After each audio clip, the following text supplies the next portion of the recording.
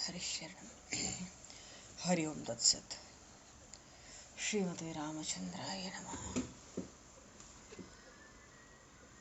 नमः परमहंसाय स्वादितचरणकमलचिन्मकरन्दाय भक्तजनमानसनिवासाय श्रीरामचन्द्राय नमः। वंशीविभूषितकरान्नवनीरदाभात् पीताम्बराधरुणबिम्बफलाधरोष्ठात् पूर्णेन्दुसुन्दरमुखादरविन्दनेत्रात् कृष्णात् परं किमपि तत्त्वमहं न जाने। वसुदेवसुतं देवं कंसचारूढमर्दनं देवकी परमानन्दं कृष्णं वन्दे जगद्गुरुं।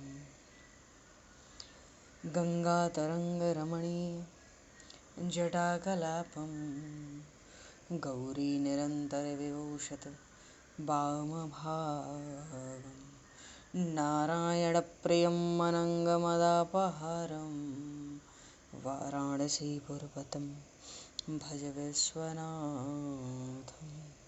प्रह्लादनारदपराशरपुण्डरीक व्यासि अम्बरीशशुकशौनकभीष्मदालभ्यान् रुक्माङ्गद अर्जुन वसिष्ठविभीषणादीन् एतानहं परं भागवतान् नमाम्यहम्। भक्त भक्ति भगवंत गुरु चतुर्नाम वपुए तिनके पद वंदन किए नाशहि विघ्न अनेक। बन्नहु गुरुपद गंज कृपा सिंधु नररूप हर महामोह तम पुंज जासु वचन रवि कर।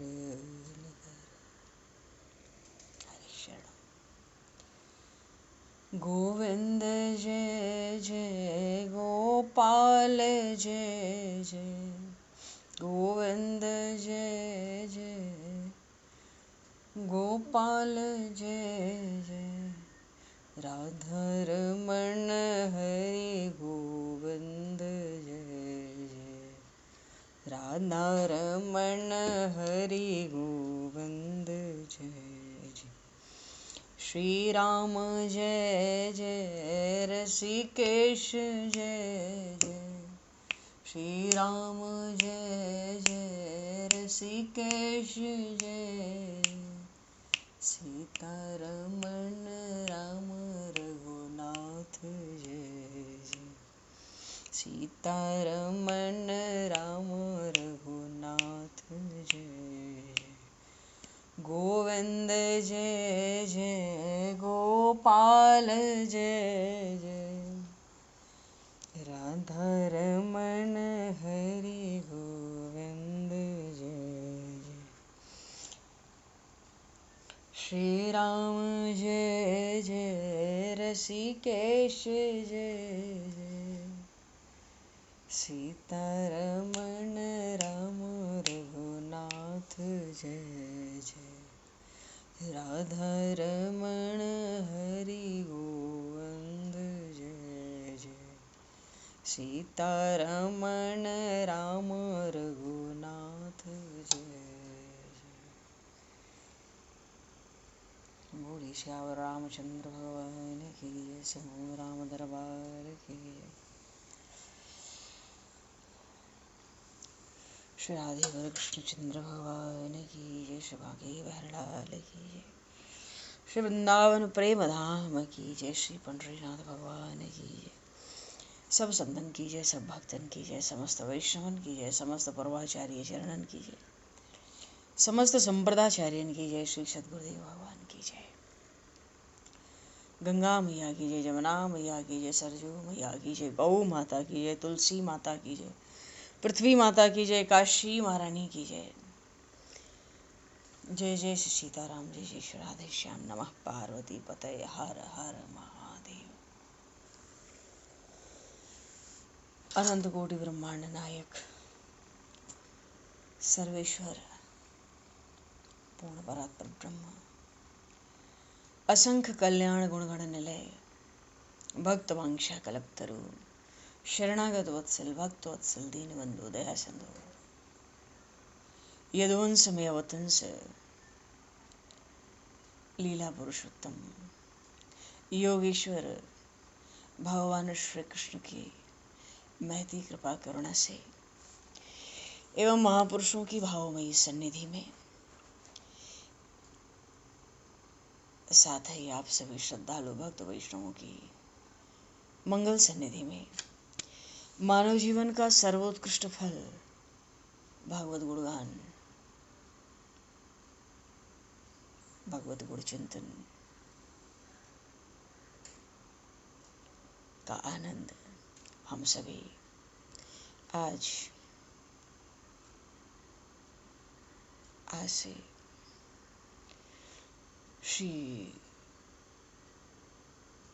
श्रीमद् भगवद गीता के चिंतन के माध्यम से प्राप्त करने जा रहे हैं। सर्वप्रथम आप सभी भक्तजनों के श्री चरणों में भगवद भाव से सादर वंदन, सादर नमन। आप सभी को यथा योग्य जय श्री राम, जय जय श्री राधे, हरि शरणम, जय श्री जय हो।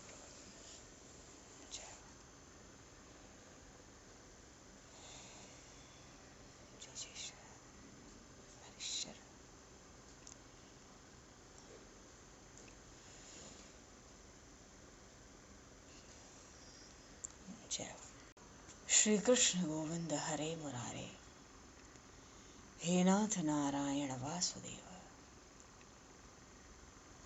जिह्वे पिब स्वामृतमित देव, गोविंद दामोदर माधवेति। श्री रामचंद्र चरणौ मनसा स्मरामि, श्री रामचंद्र चरणौ वत्सा गृह्णामि, श्री रामचंद्र चरणौ सरसा नमामि, श्री रामचंद्र चरणौ शरणं प्रपद्ये।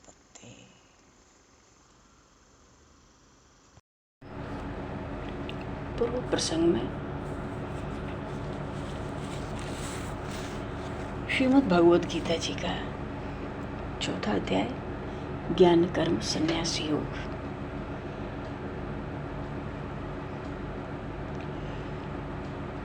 इसमें इस खंड में ये जो अध्याय है, चौथा अध्याय, इसके तीन खंड हैं एक तरह से, एक ज्ञान का, एक कर्म का और एक संन्यास का।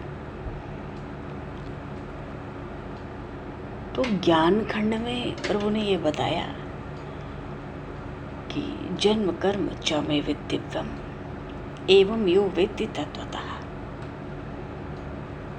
इसमें जो ज्ञान योग आया उसमें उसका सार यही है, जन्म कर्म च मे दिव्यम एवं यो वेत्ति तत्वतः त्यक्त्वा देहं पुनर्जन्म नैति मामेति सो अर्जुन। पूरे ज्ञान योग में जो बात है उसका सार इतना ही है, और जो कर्मयोग में बात आई वो प्रसंग आकर रुका, कर्म अकर्म का भेद, उसका तत्व, और पीछे आत्मसुख, संसार में रहते हुए आत्मसुख की प्राप्ति के माध्यम से मानव प्रभु ने संन्यास योग भी कुछ कहा। निवृत्ति, जब आत्मसुख होगा तो निवृत्ति तो होगी, जब भीतर सुख होगा तो दृष्टि बाहर होती ही नहीं, बाहर होती भी है तो जो भीतर होता है वही बाहर दिखता है, यही संन्यास है।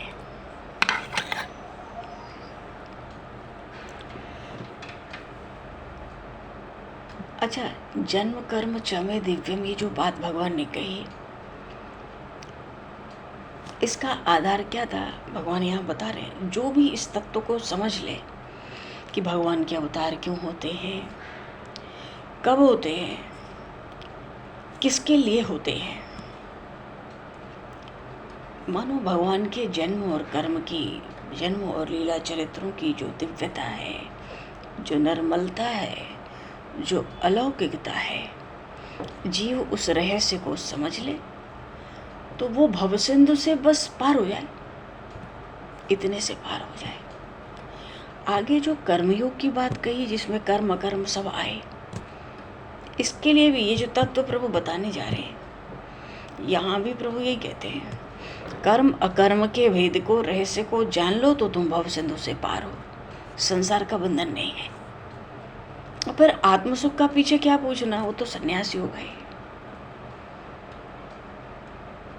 तो भगवान के जन्म और कर्म की जो दिव्यता है,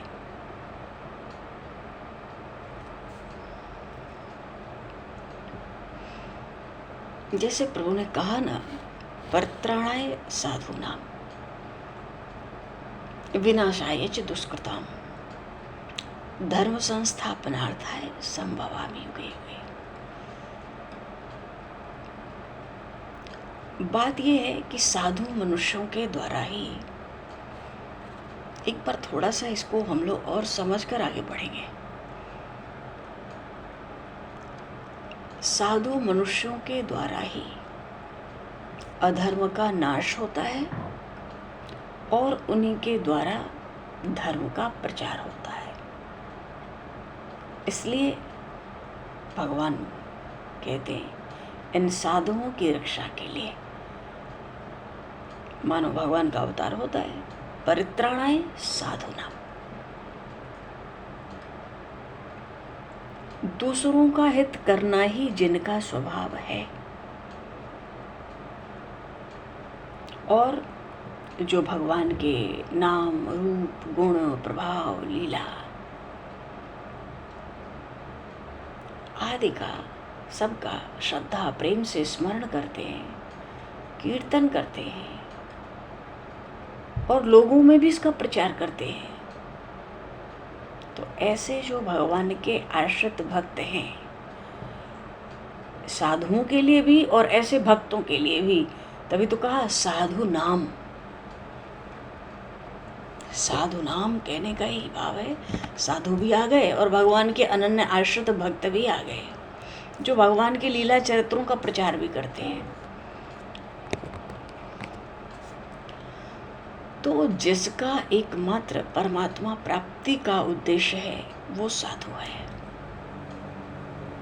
आगे 9वें अध्याय में आया श्लोक, साधुरेव समन्तव्यः सम्यग् व्यवसितो हि सः क्षिप्रं भवति धर्मात्मा शाश्वत शांति निगच्छति कौन्तेय प्रतिजानति जानहि न मे भक्तः प्रणश्यति।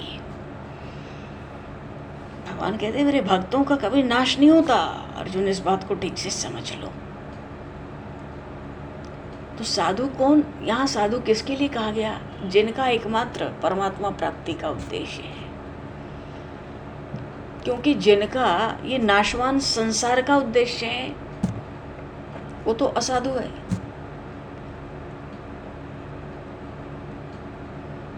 अब संसार की वस्तुओं में बढ़िया भाव रखेंगे तो कामनाएं पैदा होंगी, लेकिन ज्यों ज्यों कामनाएं नष्ट होती है त्यों त्यों साधुता आती है। जैसे जैसे हमारे भीतर कामनाएं बढ़ती हैं, वैसे वैसे साधुता का लोप हो जाता है। असाधु होने का अर्थ ही है, मूल ही है कामना।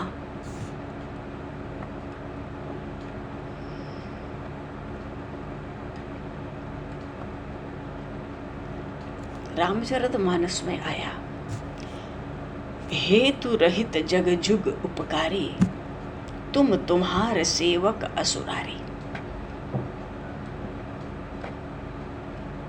उत्तरकांड में बात आई कि इस जगत में उपकार करने वाले तो दो ही हैं, अकारण दया, अकारण उपकार, अकारण कल्याण, मंगल सबका। एक भगवान आप और दूसरे आपके भक्त। तुम और तुम्हार सेवक असुरारी, हे असुरों के दैत्यों के शत्रु। आपके भक्त और आप, ये दोनों ही अकारण सबका हित करते हैं।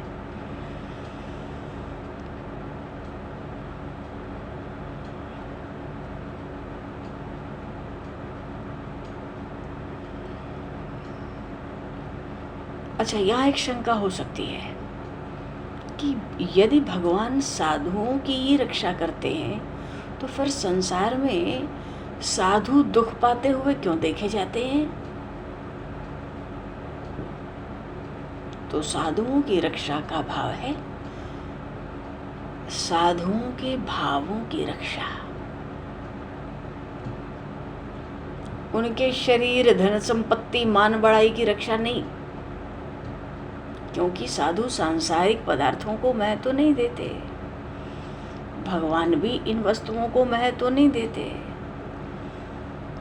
ये जो सांसारिक पदार्थों का महत्व है, ये तो असाधुता से पैदा हुई है, जिनकी वृत्ति संसार में है।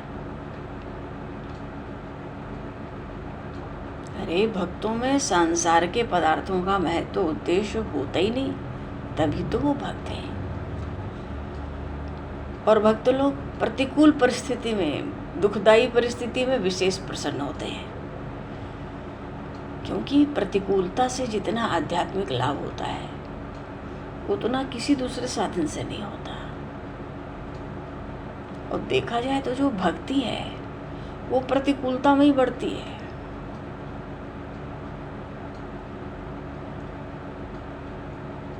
संसार का जो राग है वो राग आसक्ति से ही तो पतन होता है। प्रतिकूलता में वो राग टूट जाता है, जहाँ आसक्ति रहती है वो आसक्ति खत्म हो जाती है। तो भगवान भक्तों के लिए अगर प्रतिकूलता भेजते हैं तो वास्तव में भक्तों की रक्षा करते हैं। विनाशाय च दुष्कृताम्, दुष्ट मनुष्य, इस श्लोक को क्यों कहा जा रहा है एक बार और? क्योंकि ज्ञान कर्म संन्यास योग में ज्ञान खंड ही यही है कि भगवान के अवतार और उनके लीला चरित्रों का जो रहस्य जान ले, उसका जन्म ही ना हो। त्यक्त्वा देहम पुनर्जन्म नयति मामेति सो अर्जुना, फिर उसका जन्म नहीं होता, फिर वो शरीर धारण नहीं करता। तो बढ़िया से उतार लिया जाए इस बात को। तो परित्राणाय साधूनाम तो ये है, पर जो विनाशाय दुष्कृताम है, तो जो दुष्ट मनुष्य हैं वो अधर्म का प्रचार करते और धर्म का नाश करते हैं। इसलिए भगवान उनके विनाश के लिए अवतार लेते हैं।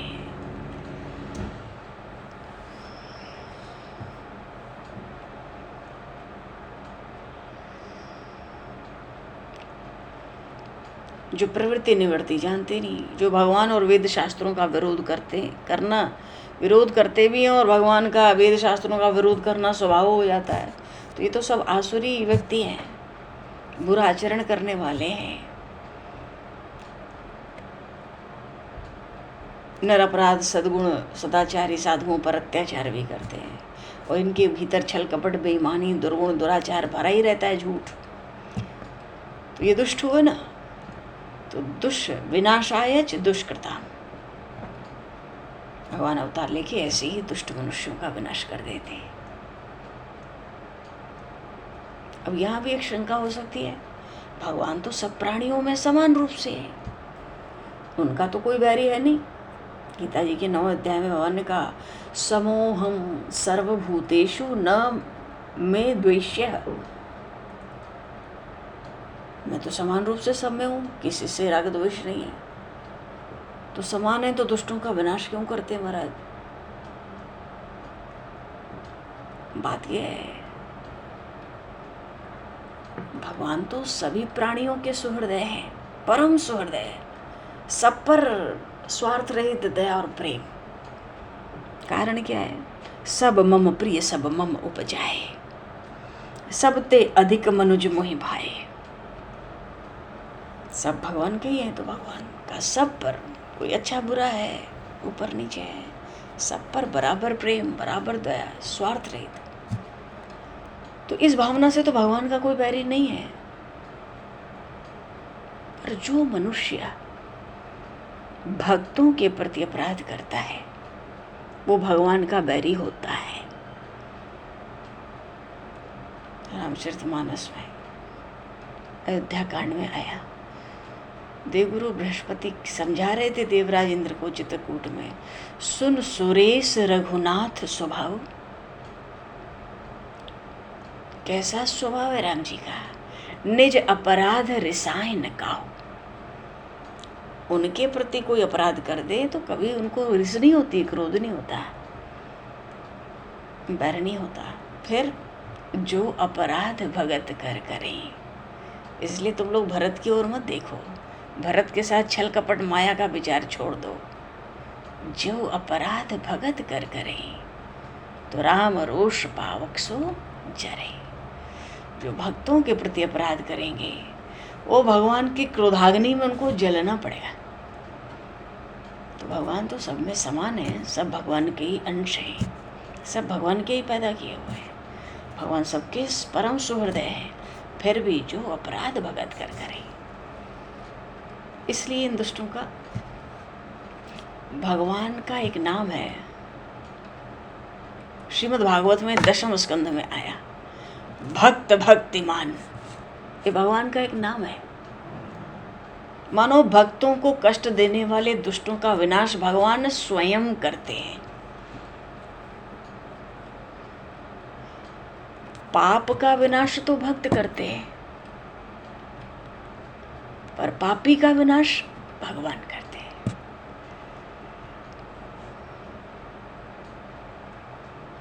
तो साधुओं की रक्षा करने में भगवान की जितनी कृपा है, उतनी ही कृपा दुष्टों का विनाश करने में भी है। और नहीं तो मानस में आया, अरिहुक अनभल कीन न रामा। भगवान तो अपने किसी शत्रु का भी अहित आज तक नहीं किए, अपने किसी शत्रु का अमंगल नहीं किए। जी अपराध भगत कर करें, फिर तो उसका विनाश कर देते हैं प्रभु।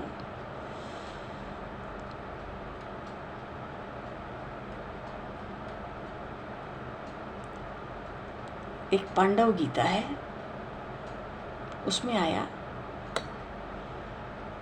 कि त्रैलोक्य के अधिपति चक्रधारी भगवान जनार्दन के द्वारा जो लोग मारे गए वो सब भगवान के परम धाम को चले गए, विष्णु लोक को चले गए। क्योंकि ये जो देव है ना, परमात्मा देव, इनका क्रोध भी वरदान की तरह कल्याणप्रद होता है। तो अपना शत्रु होता तो अरिहुक अनभल की न रामा, पर जो भक्तों का अपराधी है, मरो, तुमको मार डालूंगा। भक्त पाप का विनाश करेंगे, भगवान पापी का। तो साधुओं की, भक्तों की रक्षा हो या पापियों का नाश हो, दोनों में भगवान की कृपा ही भरी है। क्योंकि दुष्टों का विनाश करके भगवान उनको शुद्ध और पवित्र ही तो बनाते हैं।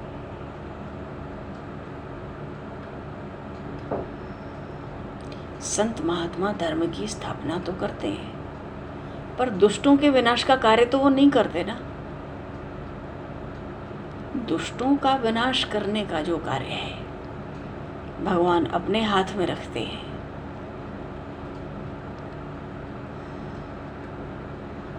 अब किसी को चोट लग जाए, थोड़ी मरहम पट्टी होनी हो तो एक कंपाउंडर भी कर देगा, पर कोई बड़ा ऑपरेशन हो, शल्य चिकित्सा कुछ करनी हो तो फिर भाई कोई सिविल सर्जन आवे, खुद करे अपने हाथ से। ऐसे प्रभु करते हैं। माता पिता दोनों ही समान रूप से बच्चे का हित चाहते हैं। बच्चा पढ़े ना, उद्दंडता करे तो माँ समझाती है, पिता भी समझाते हैं। और उद्दंडता ना छोड़े पिताजी फिर मार पीट भी करते हैं। बालक घबरा जाता है,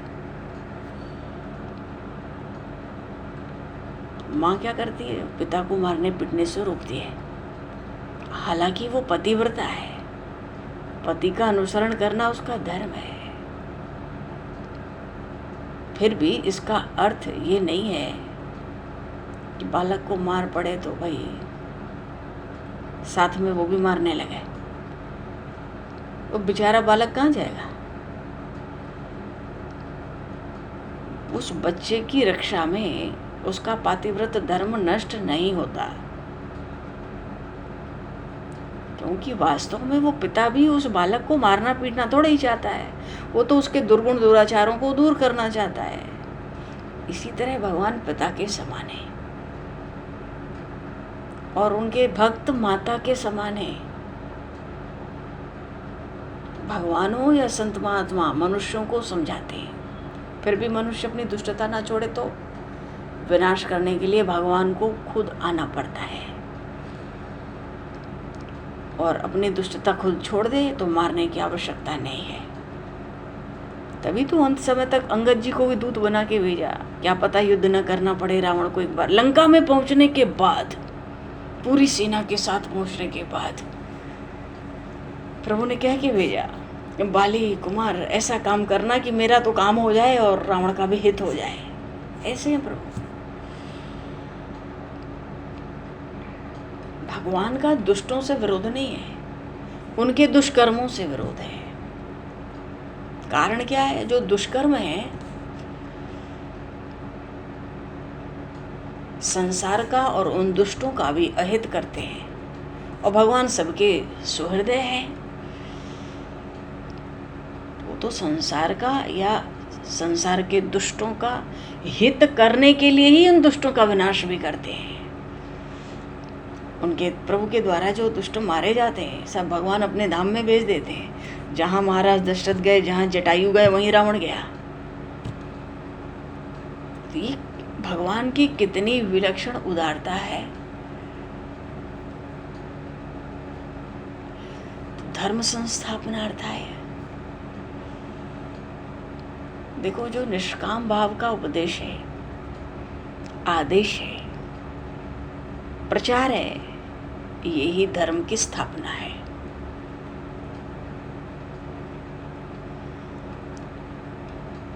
तो भगवान भी अवतार लेकर आचरण के द्वारा निष्काम भाव का ही प्रचार करते हैं। स्वतः ही धर्म की स्थापना प्रभु के द्वारा हो जाती है। धर्म का आश्रय भगवान है। रामचरितमानस में आया, श्रुति से तु पालक राम तुम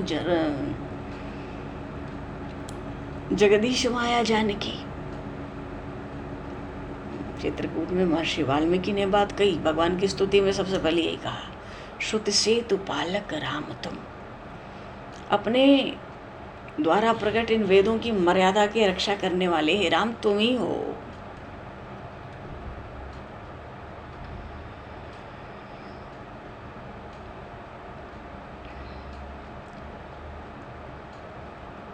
तो भगवान, धर्म का आश्रय भगवान है।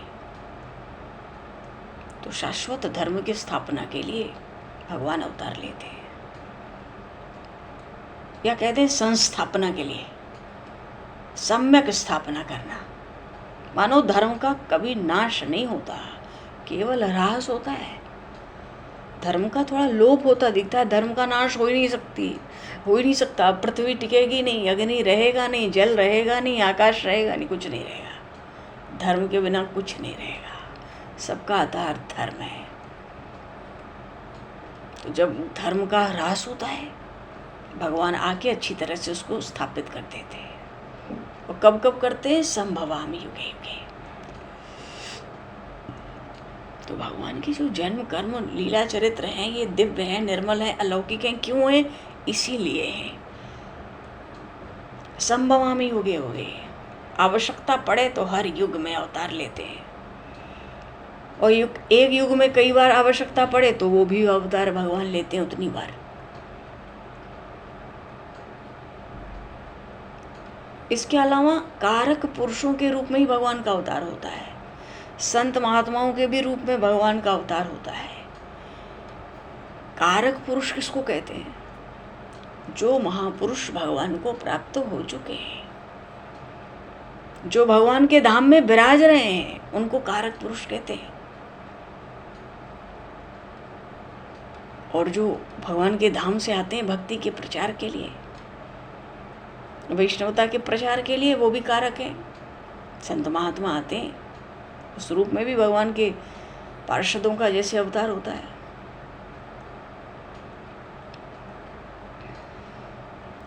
भगवान तो सर्वसमर्थ हैं, फिर भी संतों की रक्षा करना, दुष्टों का विनाश करना, धर्म की स्थापना करना, तो ये सब काम क्या बिना अवतार के नहीं हो सकते? तो बात यह है कि बिना अवतार लिए भगवान ये काम नहीं कर सकते, सो बात नहीं है। भगवान अवतार लिए बिना अनायास ही सब कुछ कर सकते हैं और करते भी रहते हैं। फिर भी जीवों पर विशेष कृपा करके उनका कुछ और हित करने के लिए भगवान स्वयं अवतरण होते हैं।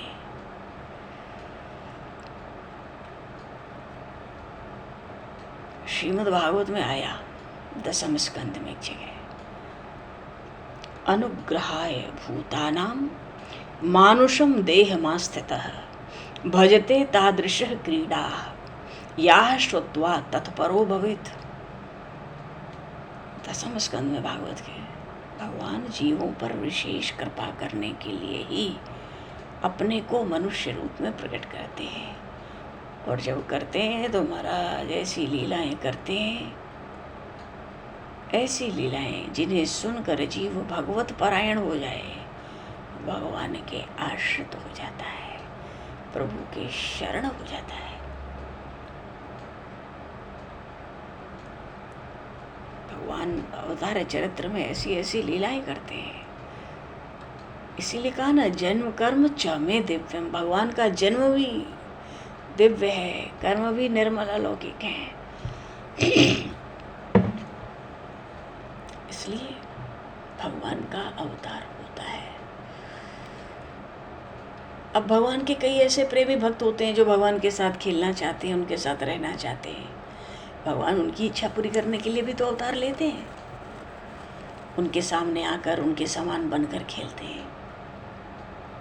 मानो जिस युग में जितना कार्य आवश्यक होता है, भगवान उसी के अनुसार अवतार लेके उस कार्य को पूरा करते हैं। इसलिए भगवान के अवतारों में तो भेद देखा जाता है, पर स्वयं भगवान में कोई भेद नहीं है। भगवान के सब अवतार पूर्ण हैं और पूर्ण ही रहते हैं। भगवान के लिए कोई कर्तव्य कर्म थोड़ा ही बचा है। कहा ना, तीसरे अध्याय में भगवान ने अर्जुन जी से कहा, मेरे लिए कौन सा कर्तव्य कर्म है जो मुझे करना बाकी है, क्या प्राप्त करना है? पर लोक संग्रह के लिए कर्म करता हूँ, संसार के हित के लिए, जीवों को कुमार्ग से हटा के सन्मार्ग पर लगाने के लिए। इसलिए मनुष्य को भी केवल दूसरों के हित के लिए ही कर्तव्य कर्म करना चाहिए।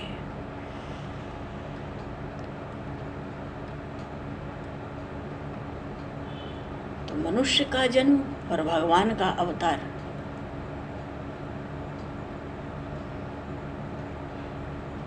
जैसे भगवान ने अर्जुन जी से कहा ना कि मेरे तुम्हारे बहुत से जन्म हो चुके हैं, मुझे याद है, तुम्हें कुछ भी याद नहीं, तुम्हें नहीं पता।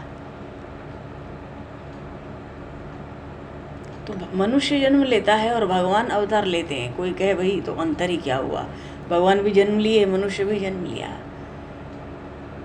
मनुष्य अपने जन्मों को नहीं जानता, भगवान सब जानते हैं।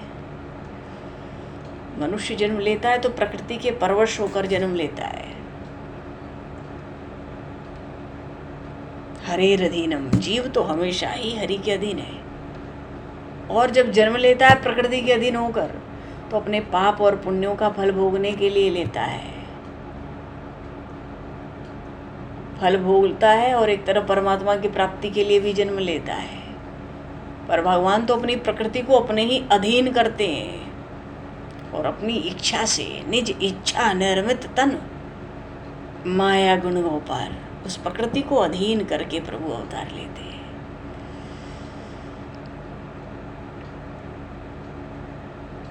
निज इच्छा प्रभु अवतारे, विप्धेरु सुन संत हित लीन मनुज अवतार, निज इच्छा नर्मत तन माया गुण गोपार।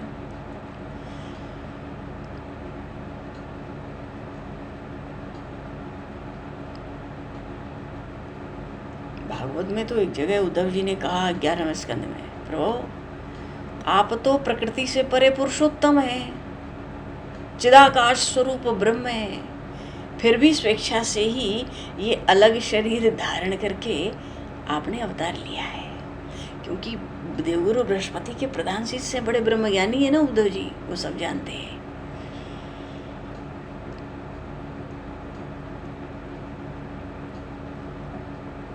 भगवान जब रामकृष्ण के रूप से अवतार लेते हैं, पृथ्वी पर आते हैं, कभी माता कौशल्या के पास, कभी माता देवकी के पास।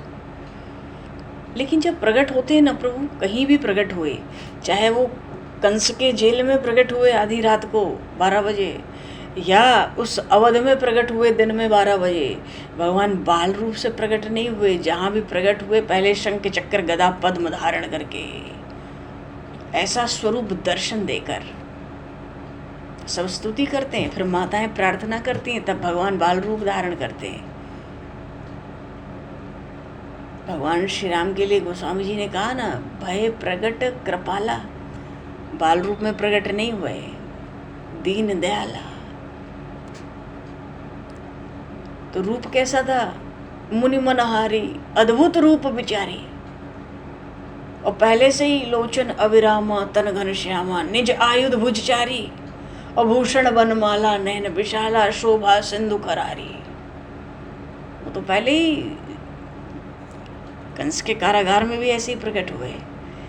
अवध में महाराज दशरथ के राजभवन में भी प्रभु दिन में 12 बजे ऐसे ही प्रकट हुए। वो तो माता कौशल्या ने पीछे कहा ना, माता पुनि बोली सोमति डोली, तजो तात ये रूपा, ये रूप छोड़ो और कीजिए शिशु लीला, अति प्रियशीला, यह सुख परम अनुपा। जब देखा कि माता की यही इच्छा है तो सुनी बचन सुजाना, और फिर रोदन उठाना, कोई बालक सुरभूपा। ऐसी श्रीमद् भागवत के 10वें स्कंद में उपसंगर विश्वात्मनंदो रूप मौलिकम किम, शंख चक्र गदा पद्मश्रिया, जुष्टम चतुर्भुजम। माता देवकी कहती थी, हे विश्वात्मा, आप तो परमात्मा हो, विश्व के रूप में कण-कण में आप ही तो हो। तो हे विश्वात्मा, शंख चक्र गदा पद्म की शोभा से युक्त हो, 4 भुजाएं, अलौकिक दिव्य रूप, अब आप छिपा लो। माता देवकी कहती है, अब जल्दी छिपाओ। अब देखते ही देखते अपनी माया से तत्काल एक साधारण शिशु का रूप धारण कर लिया। पित्रोः संपश्यतो सद्यो बभूव प्राकृतः शिशु। जब भगवान श्री राम अपने धाम को पधारने लगे, तब वे अंतर्ध्यान हुए। जीवों के शरीर की तरह शरीर थोड़ी है, शरीर भगवान धाम जाते हैं। आकाश में देवता छा जाते थे, प्रभु श्री राम अपने धाम कैसे जाएंगे? वो तो लीला गाने का अवसर ही नहीं हुआ। भगवान राम की तीनों लीलाएं अतिशय दिव्य हैं। एक तो उनका विवाह दोबारा हुआ ही नहीं ऐसा विवाह, दूसरा राम रावण युद्ध, और तीसरे भगवान श्री राम का धाम गमन। सब देवता विकास आकाश में जो है तरह तरह के विमान अपने लेके छा गए। देखें भगवान धाम को कैसे आते हैं।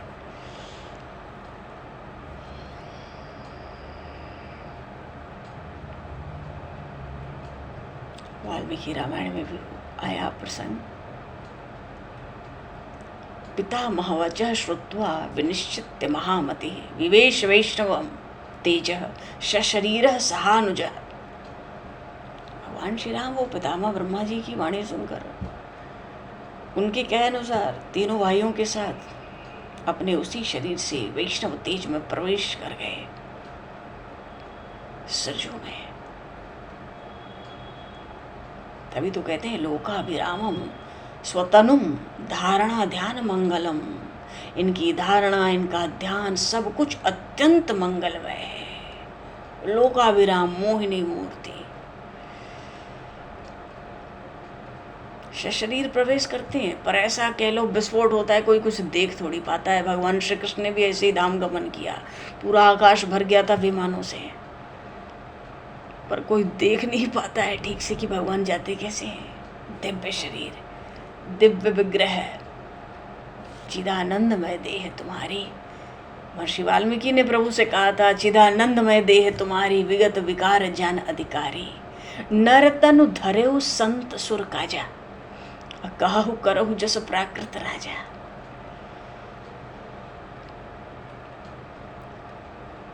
तो बड़ी दिव्यता हो गई ना, इसलिए कहा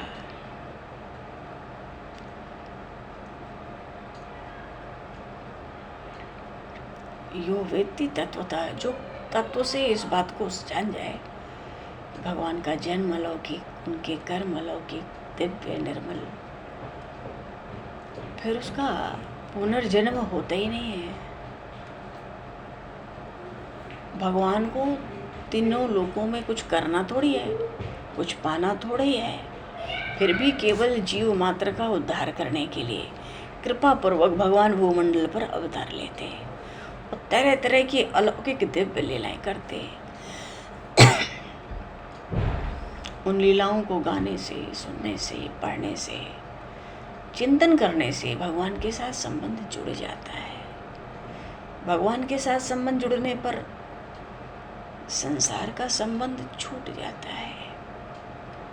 संसार का संबंध छूटने पर फिर पुनर्जन्म नहीं होता। मानो मनुष्य जन्म मरण रूप जो संसार है, इसी के बंधन से मुक्त हो जाता है।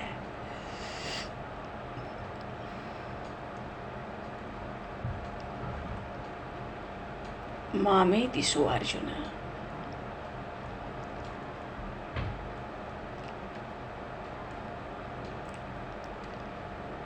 सब कर्म तो भाई आदि है और अंत है। हर कर्म का फल भी आदि और अंत वाला है। और जीव तो अविनाशी है, उसका कोई आदि अंत नहीं है, क्योंकि वो परमात्मा का अंश है और वो परमात्मा अनादि है, अनंत है। तो हम जिसके अंश हैं वही गुण तो हम में होंगे। जब अविनाशी का अंश है तो हम विनाशी थोड़े हो जाएंगे। तो कर्मों में कर्तापन का भाव न होना कि मैं कर्म करता हूं, ये दिव्यता है कर्म की।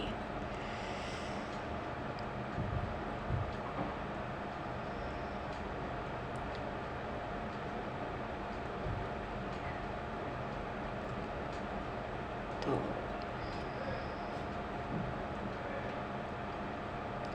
कर्तव्य कर्मों को न करके प्रमाद करना, आलस करना, एक ये भी एक बाधा है भगवान के अनुभव में, भगवान के पाने में। और कर्तव्य कर्मों को करना पर फल की इच्छा रखना, ये भी बड़ी भारी बाधा है। तो दूर करने का इस बाधा को क्या उपाय है कि फल की इच्छा न रखकर दूसरों की सेवा के रूप में कर्तव्य कर्म हो।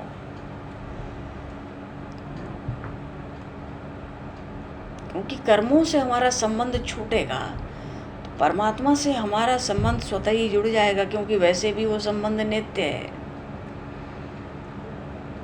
बोलिए श्री भक्त वत्सल भगवान की जय।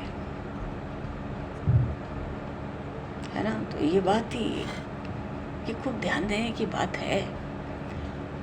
जन्म कर्म च मे दिव्यम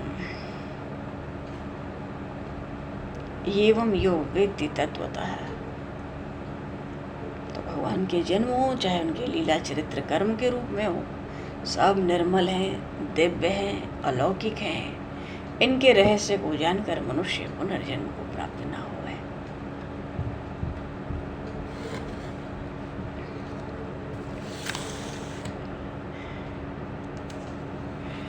क्योंकि भगवान ने, देखो अब ये जो ज्ञान की बात थी, फिर आगे कर्म की बात की, जिसमें कर्म अकर्म विकर्म ये तीन तरह के होते हैं। पहले यहाँ गीता जी में कर्म अकर्म का तत्व आया है।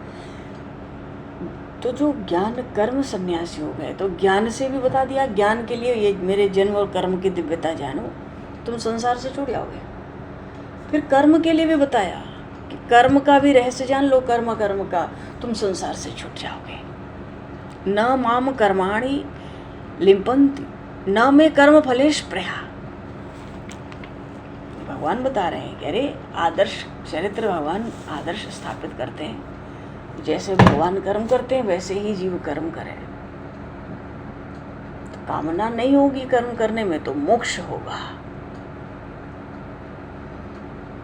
तो कर्म क्या है, अकर्म के लक्षण क्या है, इसका विचार करने में भगवान कह रहे हैं कवयो पयत्र मोहिता। बड़े बड़े बुद्धिमान चकरा गए। जैसे नकली सिक्का हो, देखने में असली मालूम पड़ता है।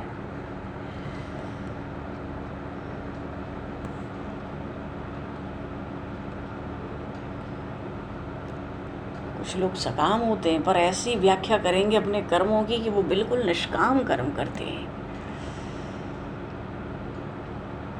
मानो निष्कामता की झूठी परिकल्पना होती है, चक्कर में पड़ते हैं, पोल खुल जाती है। इनके कर्म तो सिद्धि देने वाले थे, सकाम थे। फिर क्या होता है, परिणाम में कर्म के बंधन के पाश में जकड़ जाते हैं। मानो बड़े बड़े ज्ञानी जन भी धोखा खा चुके हैं इस कर्म और अकर्म के तत्व को समझने में।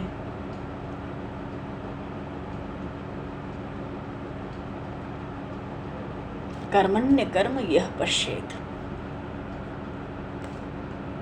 तो कर्म अकर्म क्या है? 17वें श्लोक में भगवान ने कर्मणो यपि बोद्धव्यम च विकर्मणः अकर्मणश्च बोद्धव्यम गहना कर्मणो गति है। बड़ी गहन गति है कर्म की भैया। तो कर्म के विषय में दो ही बात तो आती है ना,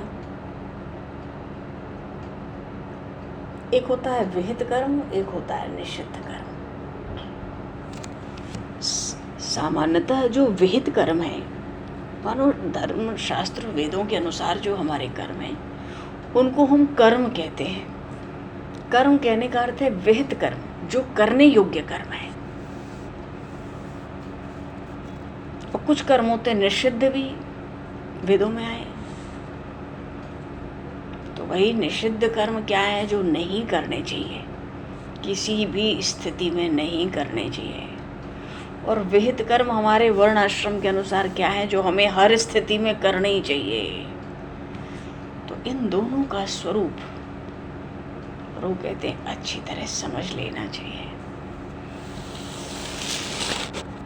और इन दोनों के स्वरूप को अच्छी तरह समझ लोगे तो कर्म के बंधन से मुक्त हो जाओगे। अभी देखो, अपने जन्म और कर्म के तत्व को समझा कर कहा कि मुक्त हो जाओगे इस रहस्य को जान के। अब कर्म के लिए कहते हैं तुम इस रहस्य को भी समझ लो, तुम मुक्त हो जाओगे, तुम कृतकृत्य हो जाओगे। तो कर्मण्य कर्म यह पश्येद कर्मणि च कर्म यः सबुद्धिमान मनुष्येषु सबुद्धिमान मनुष्येषु सयुक्तः कृतस्न कर्म कृत।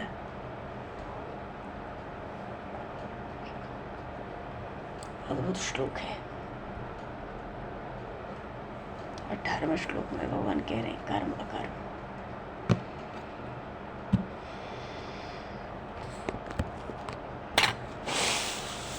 देखो जी, फिर से प्रसंग कहाँ आया? वहीं विश्राम हो रहा है, कर्म अकर्म। थोड़ा हम लोगों ने ज्ञान के तत्व को फिर उठा लिया ना। अब ये कर्म का तत्व है। तत्व का अर्थ है इस ज्ञान कर्म के रहस्य को जानो, संसार के बंधन से सदा सदा के लिए मुक्त हो जाओ,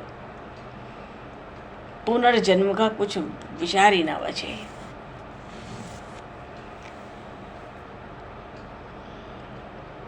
तो वैसे निष्कर्मता क्या होती है, इस श्लोक में भगवान ने बताया है।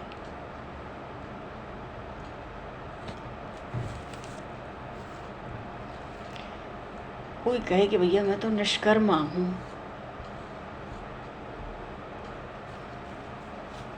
निष्काम करने वाला हूं, निष्काम कर्मा, निष्काम योगी हूं।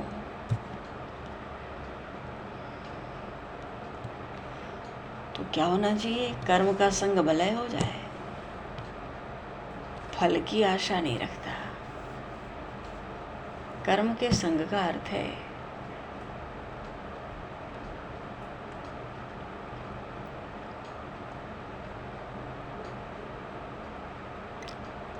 जो कर्म कर्तव्य बुद्धि से होते हैं ना। चलो जी, अब प्रभु कृपा से ये भी प्रसंग आगे होगा। अब यही होगा कर्म अकर्म, क्योंकि चौथे अध्याय में यही तो खास बात है हमारे लिए। एक तो भगवान के इस तत्व को समझ लें, भगवान का अवतार क्यों होता है, उनकी लीला चरित्रों की क्या दिव्यता, निर्मलता है, अलौकिकता है। ये 3 श्लोक 6, 7, 8 इतने सी चौथे अध्याय में भगवान कहते हैं इसके तत्व को समझ लो, तुम भव सिंधु से पार। और फिर ये आ गया ज्ञान कर्म संन्यास से तीनों चीजें मिलेंगी ना। तो ज्ञान में तो अपने अवतार चरित्रों का रहस्य भगवान ने बताया, संसार के बंधन से मुक्ति। फिर कर्म योग में कर्म बंधन से मुक्ति, संसार से मुक्ति कैसे? कर्म स्वरूप बढ़िया से समझो और उसके अनुसार आचरण करो।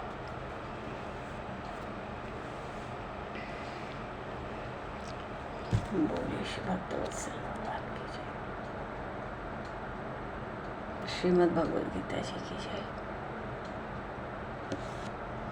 सब संतन की जय, सब भक्तन की जय।